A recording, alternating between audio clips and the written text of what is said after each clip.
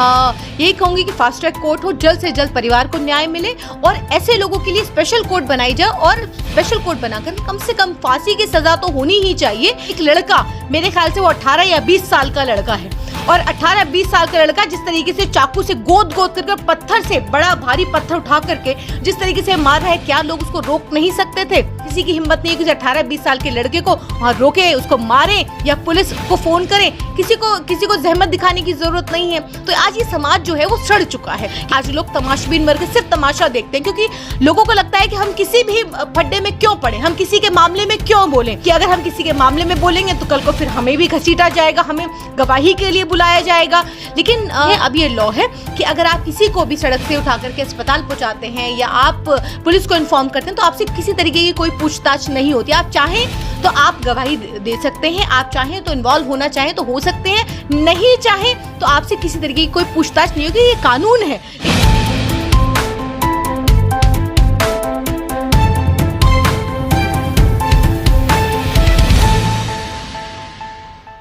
Hello दोस्तों, India की news में आपका स्वागत है। इस वक्त हमारे साथ में मौजूद है सुप्रीम कोर्ट की एडवोकेट आरफा खानम।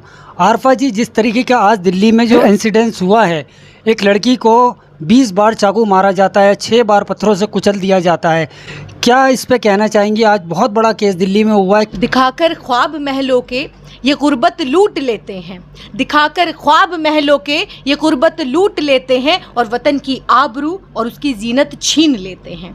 जो देते हैं बेटी बचाओ बेटी पढ़ाओ का नारा, वही नामर्द इन मासूमों की इज्जत लूट लेते हैं।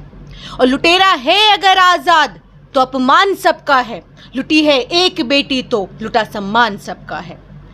देखिए, जिस तरीके से दिल्ली के अंदर लगातार एक के बाद एक बेटियों की इज्जत लुट रही है, दिल्ली जिस तरीके से दिल्ली का दिल अब पत्थर हो चुका है।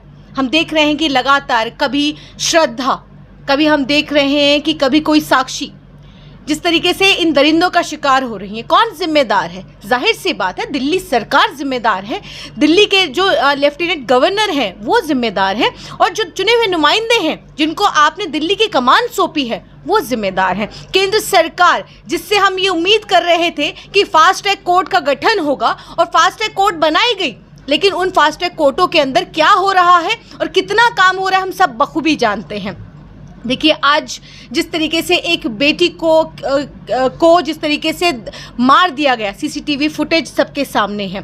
किस तरीके से वो दरिंदा, जो कोई भी हो, किसी भी मजहब का हो, क्योंकि लगातार देश की मीडिया एक ही बात को दिखाती है, अगर कोई मुसलमान व्यक्ति है तो उसको हाईलाइट करके दिखाया जाता है। आपके चैनल के माध्यम से कहूँगी कि जिस तरीके से बार बार कोई अगर आफताब है, कोई साहिल है, क्योंकि उसको लगता है क्योंकि देश के अंदर हर दूसरे मिनट एक बेटी की इज्जत तार हो रही है, हर दूसरे मिनट एक बेटी को मारा जा रहा है। लेकिन मुद्दा क्या है? मुद्दा ही साफ है। मुद्दा है कि अगर एक बेटी को मारने वाला, उसकी इज्जत को लूटने वाला अगर कोई मुसलमान है तो हाईलाइट कीजिए, उस पर राजनीति कीजिए और फिर रोटियां सेकिए।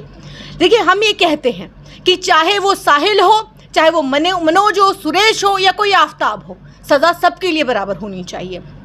एक देश दो कानून नहीं चलेगा। दो या इस देश के अंदर अलग अलग लोगों के लिए, अलग अलग समुदाय के लिए अलग अलग कानून नहीं होगा। क्यों?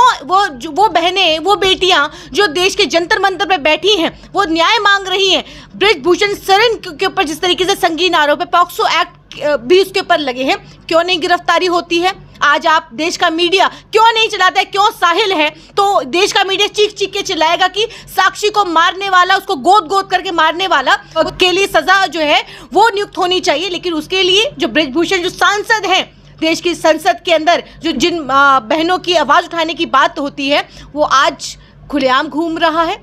आज उन बेटियों को खदेड़ा जा रहा है, उन बेटियों को मारा जा रहा है जो जंतर मंतर पर अपने हक अधिकारों के लिए देश का तिरंगा हाथ में लेकर के बैठी हैं, न्याय मांग रही हैं। लेकिन किस तरीके की बर्बरता होती है न्याय मांगने वालों के साथ, किस तरीके की बर्बरता होती है, और इज्जत को लूटने वालों के लिए किस तरीके से तिरंगा यात्रा निकाली जाती है, उनकी सदस्यता रद्द नहीं होती है।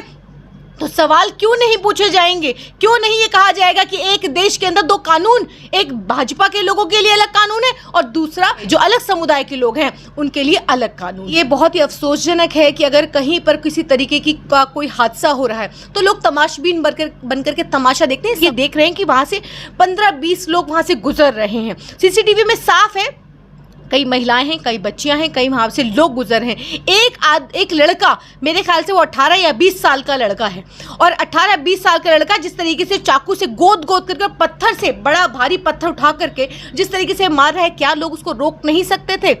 रोका जा सकता था। ये जो हादसा हुआ है उसको रोका जा सकता था अगर लोग हिम्मत दिखाते, लोग आगे आकर के उसको रोका जा सकता था। लेकिन आज लोग तमाशबीन बन के सिर्फ तमाशा देखते हैं, क्योंकि लोगों को लगता है कि हम किसी भी फड्डे में क्यों पड़े, हम किसी के मामले में क्यों बोलें, कि अगर हम किसी के मामले में बोलेंगे तो कल को फिर हमें भी घसीटा जाएगा, हमें गवाही के लिए बुलाया जाएगा, हमें कहीं किसी उसमें किसी केस के अंदर जो है हमें ना इन्वॉल्व कर लिया जाए। तो देखिए आज हालात ये हैं कि अगर किसी के साथ सड़क पे कुछ भी हो रहा है, किसी को लिंचिंग, हमने देखा है कि सड़क पर जिस तरीके से आप देखिए धर्म के नाम पर बीते दिनों लिंचिंग हो गई, खंबे से बांध करके मार दिया गया, लोग तमाशबीन बन करके हमने देखा कि जिस तरीके से एक मुल्ला जी को केबल के ऊपर लड़ाई होती है, लोग तमाशा देखते हैं, लेकिन कोई आगे आकर के ना बचाव में आता है, ना कोई कुछ बोलता है, ना उस व्यक्ति को रोकता है। तो यही हमने देखा कि जिस तरीके से लोग वहाँ से गुजर रहे हैं, तमाशा देख रहे हैं, और तमाशा, किसी की हिम्मत नहीं है कि 18-20 साल के लड़के को वहाँ रोके, उसको मारें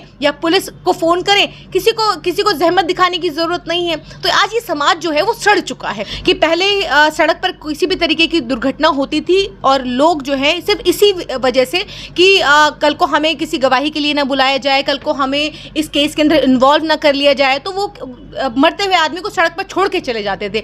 लेकिन अब ये लॉ है कि अगर आप किसी को भी सड़क से उठा करके अस्पताल पहुंचाते हैं या आप पुलिस को इन्फॉर्म करते हैं तो आपसे किसी तरीके की कोई पूछताछ नहीं होती। आप चाहें तो आप गवाही दे सकते हैं, आप चाहें तो इन्वॉल्व होना चाहें तो हो सकते हैं, नहीं चाहें तो आपसे किसी तरीके की कोई पूछताछ नहीं होगी। ये कानून है। लेकिन फिर भी आज हम देखते हैं कि इस कानून के बाद भी आज जिस तरीके से सड़क पर दुर्घटना होती है और लोग तमाशबीन बन करके देखते हैं, तो देखिए ये किसी के साथ भी कभी भी हो सकता है। कोई ऐसा ज़रूरी नहीं है कि जो सड़क पर किसी तरीके की दुर्घटना हो रही है किसी औरत के साथ, किसी बच्ची के साथ, किसी ऐसे व्यक्ति के साथ, तो हम सबको, हमारी भी जिम्मेदारी, हम इसी समाज का हिस्सा हैं और हमारी भी जिम्मेदारी है कि हम घर से निकलें और हम वहाँ पर अगर मौजूद हैं तो वहाँ पर हम लोग आगे आकर के, क्योंकि इस समाज को कैसा बनाना है ये हम सबके हाथ में है। देखिए आज की सरकारें किस तरीके का रवैया अपनाए हुए हैं ये हम सब जानते हैं, लेकिन इस समाज में जहाँ पर हमारे आसपास अगर कुछ इस तरीके का हादसा, कोई इंसिडेंट होता है, सड़े हुए समाज से कहूँगी कि देखिए कभी भी किसी का भी नंबर आ सकता है। इसीलिए कोशिश कीजिए कि अपने आसपास के लोगों का साथ दीजिए ऐसे वक्त में, खास करके जब ऐसा वक्त होता है जैसे इस बेटी के साथ जो हुआ वो नहीं होना चाहिए था। और मैं मांग करती हूँ कि इस परिवार को जल्द से जल्द, एक तो जो ये मुजरिम है, ये जो एक्यूज है, इसको जल्द से जल्द फास्ट ट्रैक कोर्ट में या फांसी दी जाए। जब किसी व्यक्ति ने किसी को मारा, चाहे वो किसी भी हालत में मारा, किसी इंटेंशन से मारा, किसी नशे की हालत में मारा, उसने मार दिया, उसने वो जुर्म कर दिया, लेकिन उसके बाद उसको लगता है कि शायद इसके साथ कुछ नहीं हुआ, उसको चंद दिन जेल में रखने के बाद वो छूट गया, तो फिर क्या होता है कि फिर हौसले बुलंद होते हैं, फिर लगता है कि देखिए उसके साथ हमने कर दिया तो कुछ नहीं हुआ। ऐसा हमारे कई केसेस के अंदर हमने देखा कि उनको बेल पर बाहर आ गए और उसके बाद फिर सेम जुर्म किया और फिर उसके बाद वो फिर से जेल गया, तो वो हैबिचुअल हो जाते हैं।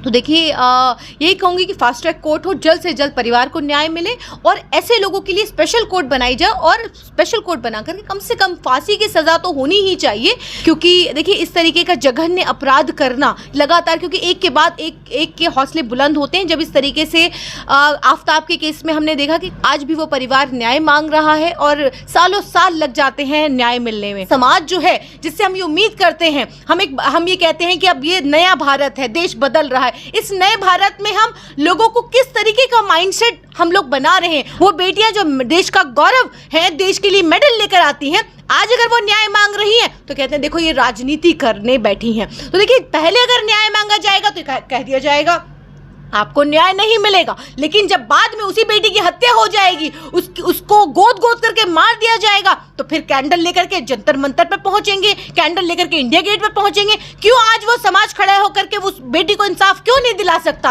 आज देख लीजिए जगह जगह पर एक ही बात, नशे को लेकर के जगह जगह जिस तरीके से प्रोटेस्ट हो रहे हैं, बार बार एक ही बात कही जा रही है कि आज का जो युवा है, आज की जो युवा पीढ़ी है वो नशे में लिप्त हो रही है। आज जगह जगह इतनी आसानी से नशा मिल रहा है, कहीं किसी दुकान पर आप देख लीजिए, देश की संसद का उद्घाटन जरूरी है, वहां पर देखिए लगातार हम देख रहे हैं कि देश की बड़ी बड़ी मीडिया जो है वो दिखाती है कि किस तरीके से प्रधानमंत्री तो संसद का उद्घाटन कर रहे हैं, एक एक पल पल की मिनट की खबर। लेकिन उन बेटियों का क्या, जो बेटियां 35-36 दिनों से जंतर मंतर पर बैठी हैं और लगातार एक ही बात, उनको पहले तसल्ली आश्वासन देकर के उनको भेज दिया जाता है कि 1 महीने के अंदर कार्यवाही होगी, लेकिन फिर आप ये देखिए कि लगभग 3 महीने गुजर जाने के बाद वो बेटियां दोबारा न्याय के लिए बैठी।